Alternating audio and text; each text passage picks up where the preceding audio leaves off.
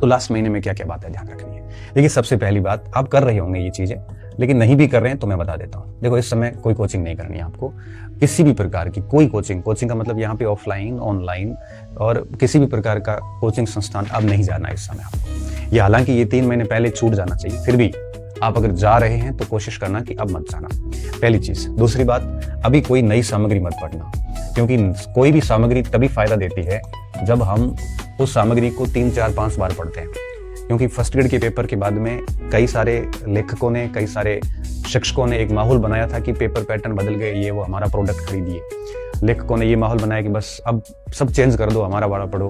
तो इसके चक्कर में कई बच्चों ने कंटेंट चेंज किए। तो कंटेंट चेंज करने से सिलेक्शन नहीं होता, सिलेक्शन तब होते हैं जब आपके पास में जो भी सामग्री है उसको आप ठीक तरीके से पढ़ो। तो इस चक्कर में कोई नई सामग्री मत लाना, क्योंकि नई सामग्री इस समय आपको कोई फायदा नहीं दे सकती।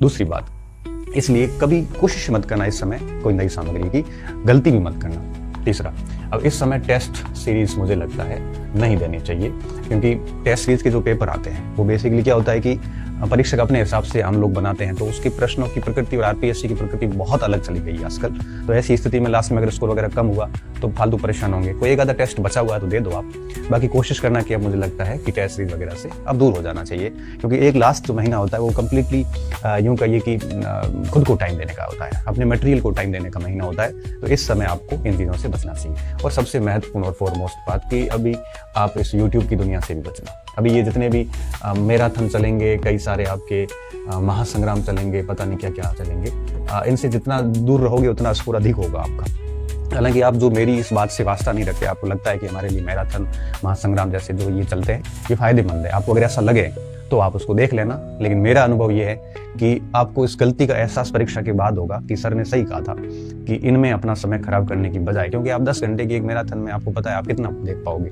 100 प्रश्न, 150 सवाल, 200 सवाल, और 10 घंटे के अंदर अगर आपका पहले बहुत अच्छा पढ़ा हुआ है तो 10 घंटे के अंदर आप एक रजिस्टर आराम से पार कर लेते, एक पूरा सेगमेंट कर लोगे आप, और वो सेगमेंट किया हुआ ज्यादा फायदेमंद होता है, ठीक है ना। क्योंकि होता क्या है कि मैराथन में प्रश्न एक होगा, उसमें फालतू की बातें बहुत होती है, अनावश्यक समय खराब किया जाता है।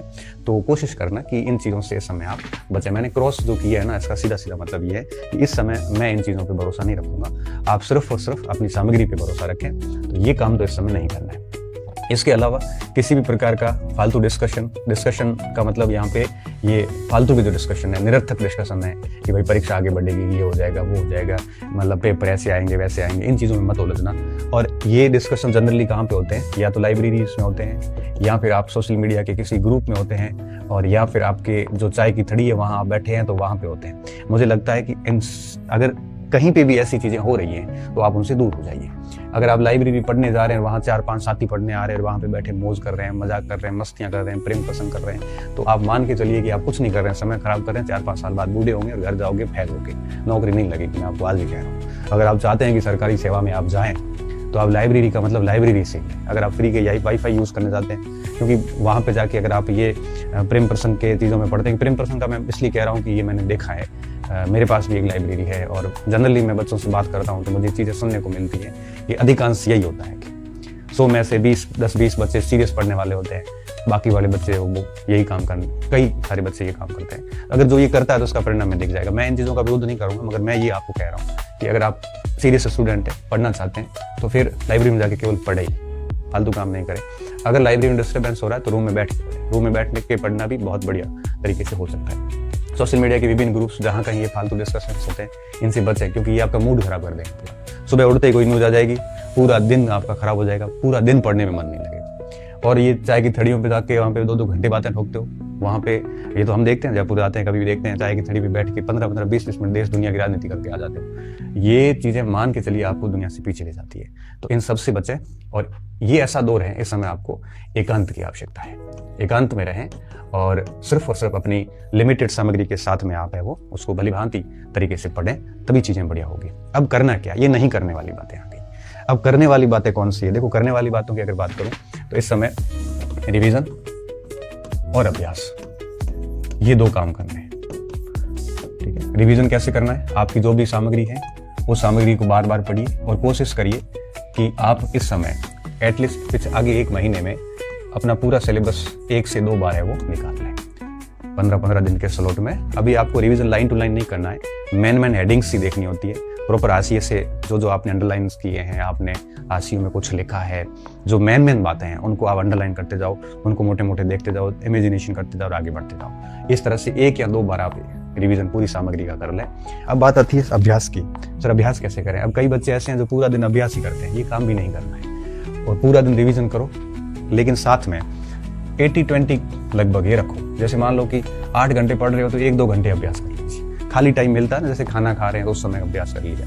जो फ्री बैठे हैं तो फालतू डिस्कशन की बजाय कुछ प्रश्न मिला लिए, पुराने पेपर्स देख लिए, या मार्केट के अंदर जो अभ्यास की बहुत सारी किताबें आती है आजकल, कोई वो किताब ला के पढ़नी शुरू कर दी। तो 1-2 घंटे अभ्यास करें, वो भी खाली टाइम में, है ना, फुर्सत का जब टाइम होता है उस समय करें, ना कि क्वालिटी टाइम में। क्वालिटी टाइम को आप रिवीजन में टाइम दीजिए। जैसे 4 घंटे पढ़ते पढ़ते थक गए तो उसके बाद में आधा पौना घंटा प्रश्न कर लिया, या कॉन्फिडेंस लो हो गया, उस समय आप पुराने प्रश्न देखोगे या फिर कोई अभ्यास प्रश्न देखोगे तो आपको थोड़ा सा अच्छा सा महसूस होगा। और होगा क्या कि जब अच्छा सा महसूस होगा तो निश्चित तौर पर आप फिर उसको पढ़ना शुरू करोगे। जनरली क्या होता है, मैंने एक चीज़ नोटिस करी है कि जब एक व्यक्ति की एक नौकरी लगती है ना, उसके बाद उसकी कई नौकरी लगती है। क्यों? क्योंकि एक लगने के बाद वो आश्वस्त हो जाता है कि भाई अब मुझे गम नहीं है, मेरे पास सुरक्षित है, जॉब है, और फिर वो बिल्कुल फॉरवर्ड खेलता है, बहुत विश्वास के साथ प्रश्न अटेंड करता है और उसका काम बढ़िया बन जाता है।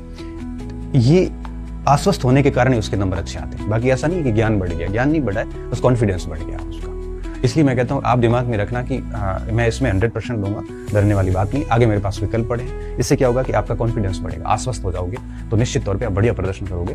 तो आगे वापस फॉर्म भरने हैं तो दिक्कत वाली बात नहीं है। तो अभ्यास को भी 1-2 घंटे दीजिए, और रिवीजन को भी आप वो मोस्ट टाइम रिवीजन को दीजिए, 70-80% रिवीजन को दीजिए। अभ्यास आप किसी भी PYQ से कर सकते हैं, पुराने प्रश्नों से कर सकते हैं, और भी मार्केट में बहुत सारी जो गाइड आती है उनसे आप कर सकते हो, और बहुत सारी चीज़ें हैं यहाँ पे। ठीक, तो इस तरह से आप इन चीज़ों से बचें, कोचिंग से बचें, नई सामग्री से बचें, टेस्ट से बचें, यूट्यूब मैराथन महासंग्राम इन चीज़ों से बचें, लाइब्रेरी, सोशल मीडिया ग्रुप्स, चाय की थड़ी जैसे डिस्कशन से बचें, प्लस आप विभिन्न प्रकार की गॉसिप्स जितनी भी गपशप होती है उन सबसे बचें, और एकांत पकड़ें। और एकांत में रहते हुए आप लोगों को क्या करना है, बढ़िया से रिवीजन करना है, अभ्यास करना है। कोई नई सामग्री नहीं लेनी है, कोई टॉपिक छूटा हुआ है तो देख लेना अभी, क्योंकि कोशिश करना कि 100% सिलेबस पढ़ के जाओ।